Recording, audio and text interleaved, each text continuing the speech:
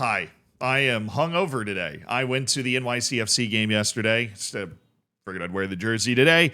Had a few beers, then had a few more beers, and we're battling. But I figure I can start recording this now because it looks like Manchester City is going to win. So they're up 3-1 with like 20 minutes to go. So I figured I'd just get a jump on talking about what I wanted to talk about today, which is actually nothing to do with any of that. I want to tell you, because Darth Vader and the Evil Empire are about to win a fourth Premier League, I want to tell you about something that's probably going to warm your soul instead, right? And I'm not talking about Bayer Leverkusen, although that probably should warm your soul, and the fact that Bayern finished third. No, I'm talking about one of my favorite human interest stories that I've seen the entire year, because most of the time when I feel like I'm watching world-class footballers, you can't relate to them. There's no way you can relate to them, right? I've got no problem with people that are that good at kicking a ball, getting paid a ton of money. Most people usually have more of a problem with it than me, but as I've talked about on stream multiple times, I feel like Premier League footballers relative to like NBA or NFL players are actually underpaid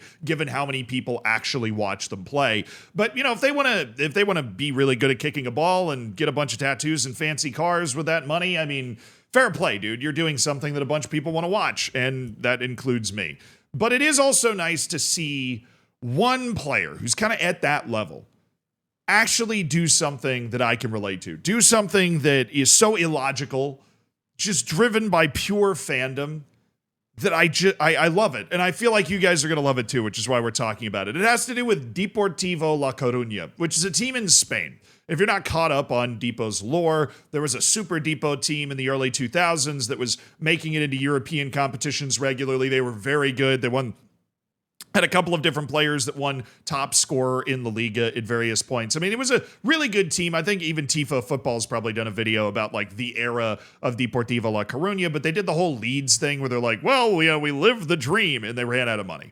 And then they bounced between the second and first division for a while. And then eventually they rocketed down kind of a couple of years ago to the third division, nearly the fourth division.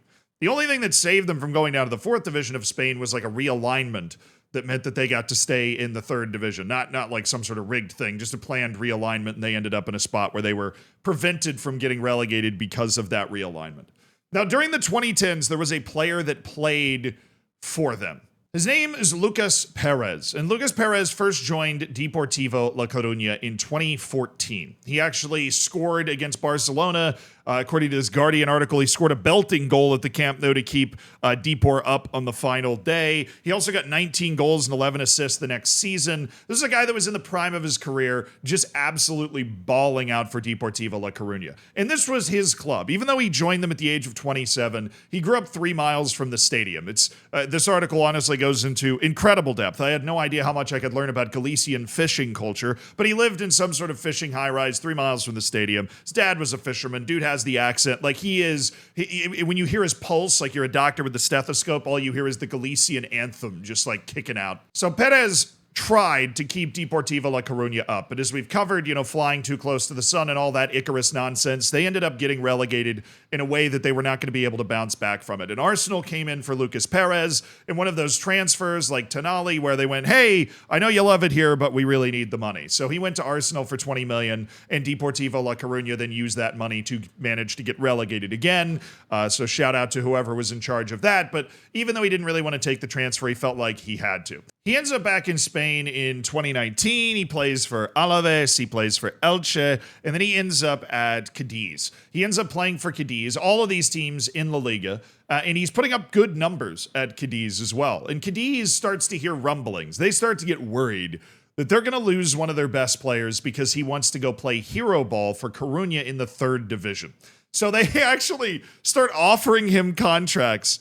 Like they try and make him the highest paid player on the team. Even at 34 years old, he's still like the best player on Cadiz. They really, really want to keep him around. But at a certain point, Lucas Perez realizes that he has the ability to do something. After a long, successful career that included stops at not only Arsenal, but West Ham and all the other clubs I just talked about, PAOK Thessaloniki, he spent some time at Dynamo Kyiv. Like he got around, but he played a lot, made a lot of money. He started to contemplate what it would take to go to Deportivo La Coruña. And it turns out there was an amount of money, right? There's an amount of money that he would be able to pay to just leave. That amount was €1 million, right? I don't know if that was his release clause or something that was specifically negotiated into his contract, but it is a clause that could be paid. Deportivo La Coruña could not afford all of that. So this is where the whole irrational I can relate to this thing comes in. He wants to play for his favorite team, for his club, the club that he freaking bleeds for. He pays €500,000. €500,000 out of his own pocket. Out of his own pocket. In order to go to Deportivo La Coruña. He goes from La Liga to the third division of Spain, the RFEF. And he pays $500,000 for the pleasure. Honestly, no matter what happens for the rest of this story, I freaking love that. I wish more people would do that sort of thing. I mean, I realize if you make money, you can spend it however you want to spend it, right? But spending $500, like this guy was already a bit of a legend at Deportivo La Coruña, right? He'd had a couple of great seasons. If he had gone back to the stadium, he would have gotten an ovation. But now you start spending $500,000 to go to join the club in the third division to try and help drag them up and be a part of the solution. You have ascended to a whole other different type of legend status. Not to mention, you're watching your favorite team suck and you're a player that's good enough to do something about it. Dude, I wouldn't know what that feels like, right? If I'm watching the Tampa Bay Buccaneers suck it up in the NFL, I can't go play quarterback and replace Tom Brady, right? I can't do that. This guy can. That's a unique situation, like a unique feeling to have. And he's actually exercising that. It's awesome. And of course, if we're talking about it here, this is not the end of the story because good things start to happen. I just love this quote, though. He said, "It's not me going to the Primera RFEF, which is the third division. It's me going to Deportivo." That was him explaining the transfer. The transfer happened in January of 2023, and they made the playoffs to get promoted that year. And even though Perez scored a penalty to level it late in the second leg, they ended up losing 4-3 on aggregate, which brings us to this season, where by the time they got to January, Perez hadn't scored yet, and the team was kind of floundering. The coach was about to get fired, and everything was going haywire. But then, all of a sudden, Lucas Perez popped off. I'm just going to read it the way The Guardian wrote it. But then, when he did score on January 4th, he didn't stop. In 15 games, he scored 12 and provided 10 assists. Hello? Are you kidding me? 22 goal contributions in 15 matches after you hadn't managed to put the ball in the back of the net until January 4th? That is putting the team on your back. And that meant that Deportivo La Coruña was on top of the league with a couple of matches to play this season, and their number one title rival is Barcelona's B team, Barcelona Athletic. And Deportivo La Coruña is hosting Barcelona Athletic, right? I believe it's Barcelona Athletic, whatever. Barcelona's B team, right? They're hosting them in a match where if they win, if Coruña wins, they will clinch the title and promotion with 2 matches to play. And that's when Lucas Perez steps up for a free kick. The crowd is nearly 32,000 people, which according to the Guardian article is the largest crowd that the third tier has ever seen. And in the 57th minute, now 35-year-old Lucas Perez, for his boyhood club, has the free kick. I mean, what is going to happen? There's only one thing that's going to happen, right? Perfecto para su perna izquierda. Ahí va Lucas, un remate.